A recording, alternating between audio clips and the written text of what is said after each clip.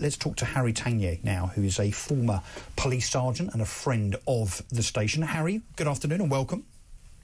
Hello, Russell. How are you? I enjoyed your last segment immensely. You kept control remarkably well. I know. I'm expecting a gold star at the end of this from the bosses, because I think the last time I was on with Jim Dale, and I generally do like him, maybe just because of the comedy factor, but yes, I had a bit of a ding-dong with him, I think it's fair to say. We don't agree on much. But anyway, I think one thing you and I will agree on, though, is the woeful state of Britain's policing. Now, I don't know how long you've been out of the job, number of years? Yeah, it was April 2020. Okay, it's only 4 years. I mean, it seems to have got worse and worse by the year. If we look at just the data, the statistics, I mean, today has been reported that police are abandoning 4 unsolved crimes every minute. That's the statistic raised to 2024. Detection rates, of course, have fallen, particularly when it comes to very serious crimes like rape and sexual offences. So that's not great. So crime is increasing. Constantly we seem to not see police on the streets, and I know it's a contentious, debatable point as to whether seeing police on the street is in some way a deterrent. I think it is. I certainly would like to see more police wandering around on the beat like they used to in the old days. But the consequence, and maybe the consequence as a result of lots of other things when it comes to policing, is that, yes, crime is increasing, detection rates are reducing, and it looks like the police themselves are abandoning unsolved cases at a higher rate than ever before. What on earth is going wrong with the police service, Harry? Excuse me. I mean, there is so much involved, isn't there? And when you look at, OK, so they failed to identify half of robberies, to identify suspects in half robberies, over half of criminal damage and arson, 7 out of 10 thefts and burglaries. But then, OK, so we dig into the burglaries, for example, and you've got 3/4 of those burglaries are not solved. But when you look over a 3-month period, there's 120,000 burglaries. So that's an awful lot of hours of police work. So then you think, well, 25% was solved. That's not so bad after all. However, when you get to the sexual crimes, the murders, you consider there are fewer murders than burglaries, of course. So a smaller adjustment in figures has just as big a adjustment on the percentages. So the devil's in the detail there. However, OK, so we look at the detail. Yes, I was in London for a couple of days. In December, I didn't see any police officers walking the street. That's no fault of theirs, OK? I wasn't in Leicester Square, but I was in Covent Garden. I lied. I did see 2 police officers there. I think that was during my whole time there. So, Harry, where are they? We're now up to 147,000 police officers again. So famously, Theresa May cut our police service, our police force, as I think it should be called, by 20,000 in number. We're now back up to about 147,000. And yes, the population's grown, of course, as it is by 700,000 to 800,000 people every year, thanks to net migration. But where are the police? If we've got the same number now that we had 10 years ago, I mean, where are they? Because you don't see them unless they're attending an incident on their blue lights. Where are they? You're quite right. And you've got what's changed in the last sort of 10 years. Yes, you had Theresa May's, the Police Federation, famous speech that you're just crying wolf when you say this is going to be a disaster by us getting more out of less. Because we, as police officers, knew how strapped we were at that time.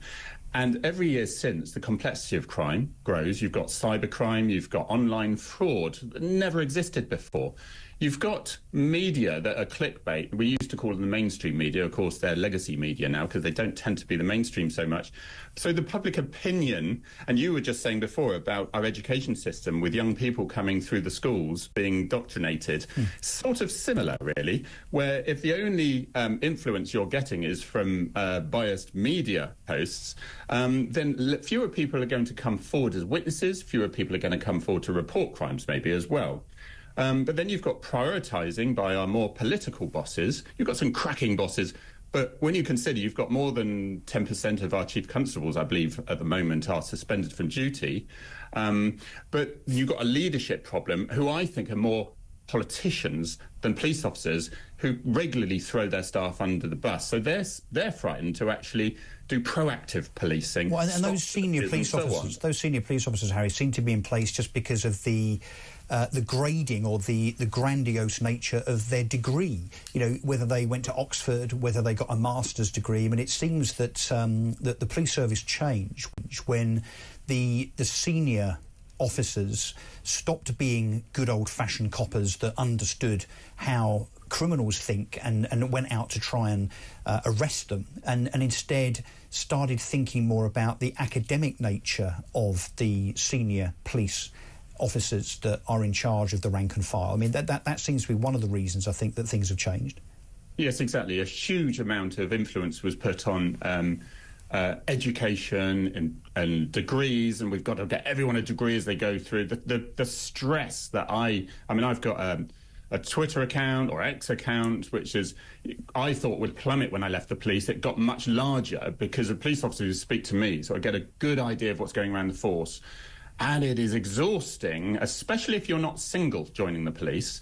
If you're married and you're dealing with everyday life and you're having to do all this thesis and for 3 years of utter hell and be policing, but they say, oh no, you've got time committed to do your work. Well, when your colleagues are rushing out the door, going to emergencies that are half an hour late, you can't still do your little thesis. Well, let's look at some of the numbers, Harry, shall we? So whatever has gone wrong with the police, and I think it's fair to say that something or some things have gone catastrophically wrong, whether it's presence, whether it's apathy, whether it's the motivations, the goals and the incentives by way of the senior police officers in charge. Let's just have a look. So recorded crime is now at 8.8 million offences a year. The crime survey by the Office of National Statistics, and of course there's actual data, and then there's the crime survey, and there's always an argument about which one of those is most relevant.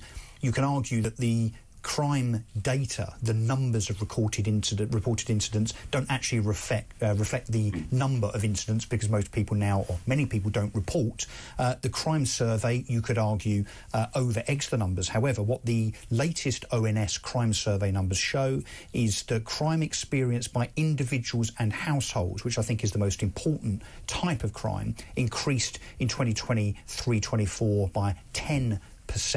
Robbery, violence with injury and fraud increased notably in the 12 months up to June 2024, returning to pre-pandemic levels.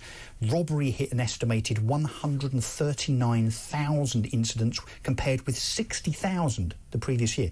That increase is absolutely appalling. Robbery, 139,000 incidents compared with 60,000 the previous year. Violence with injury rose to 562,000 incidents, up from 376,000. Theft up 20%. And here's a really abhorrent statistic for us all. The charge rate for rape is just 2.7%. The police have lost control of Britain, Harry. Okay, so first of all, I've always said with the rape side of things is one of the worst offences anyone could ever